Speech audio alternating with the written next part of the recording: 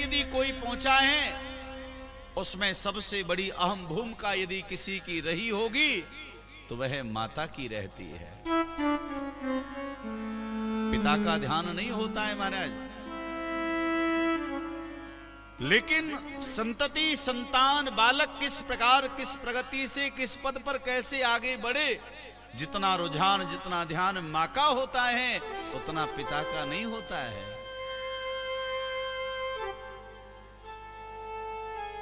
और मैं एक दिन निवेदन कर रहा था इसी महाराष्ट्र की भूमि से, मराठा वीर शिवाजी महाराज, जो शायद मैंने श्रवण कराया।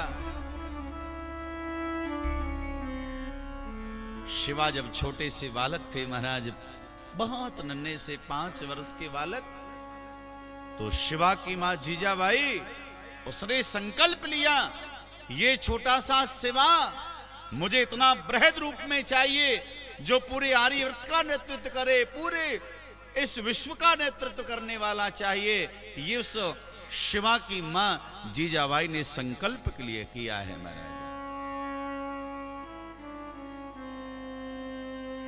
आपका संकल्प कितना बड़ा है, आपके विचार कितने बड़े हैं, आपकी सोच कितनी ऊंची है, उस पर बहुत बड़ा निर्भर करता है।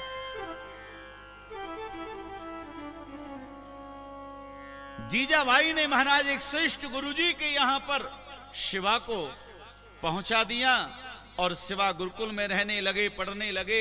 एक दिन जीजाबाई ने शिवा के गुरुजी से कहा, हे गुरुदेव, इस बालक की कड़ी से कड़ी परीक्षा लो आप। ये बालक मुझे बहुत बलवान चाहिए, निर्भीक चाहिए।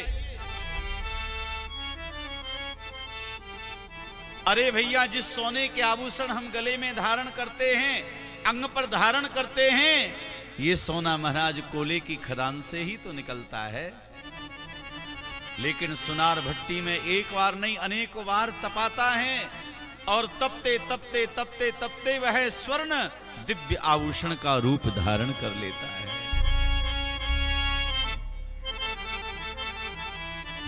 इसलिए इस मानव जीवन में जितना तपेंगे उतने ही चमकेंगे महाराज। जो तपा है वही चमका है। किसी को भी उठा करके आप देख लीजिए, जो भारत के इस राष्ट्र के सबसे उच्चतम पद पर जो बैठा है, आप उसे देख लीजिए, जो जीवन में तपा है वही चमका है महाराज। जीजाबाई ने गुरुजी से कहा, ये बालक दिव्य चाहिए। जीजाबाई ने उसी समय महाराज जब गुरुजी से निवेदन कर दिया, एक दिन गुरुदेव विचार करने लगे कि आज शिवा की मैं परीक्षा तो लूं, शिवा सही मार्ग पर चल रहा है या नहीं। तो एक दिन महाराज रात्रि का समय था और गुरुजी ने एक थोड़ा सा नाटक किया। कहने लगे, गुरुजी आज मेरे पेट में बहुत दर्द हो रहा है। जो उन्होंने महाराज रोने का अभिनय किया, एकदम सब बालक भयभीत हो गए। वो नन्हा सा 5 वर्ष का शिवा एकदम सामने आ गया और कहा, गुरुदेव धैर्य रखिएगा, जब तक शिवा है तब तक आप मरेंगे नहीं, ये मरने नहीं देगा। मुझे आज्ञा करो, किस प्रकार से आपके प्राणों की रक्षा होगी। आपकी प्राणों की रक्षा के लिए मैं कुछ भी करने को तैयार हूं, औषधि मुझे बताओ। और गुरुजी वो कहां मिलेगी।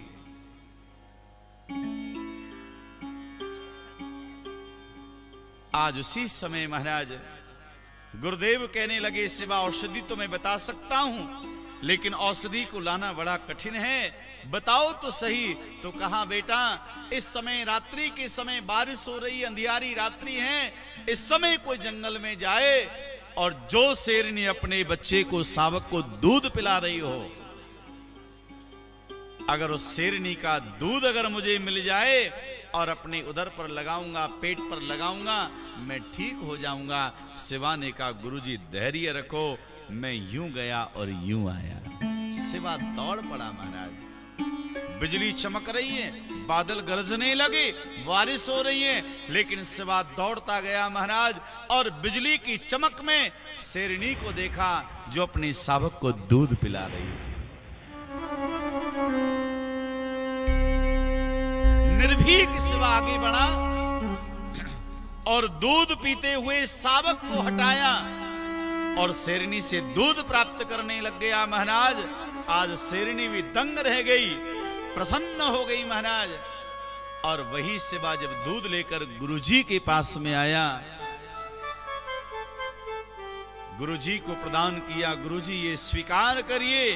गुरुजी ने महाराज तुरंत शिवा के सिर पे हाथ रखा और कहा, बेटा शिवा मेरा आशीर्वाद है, एक दिन आएगा तू पूरे आर्यवर्त का नेतृत्व करेगा, पूरे विश्व में सबसे महान योद्धा बनेगा, तेरा नाम शिवाजी होगा।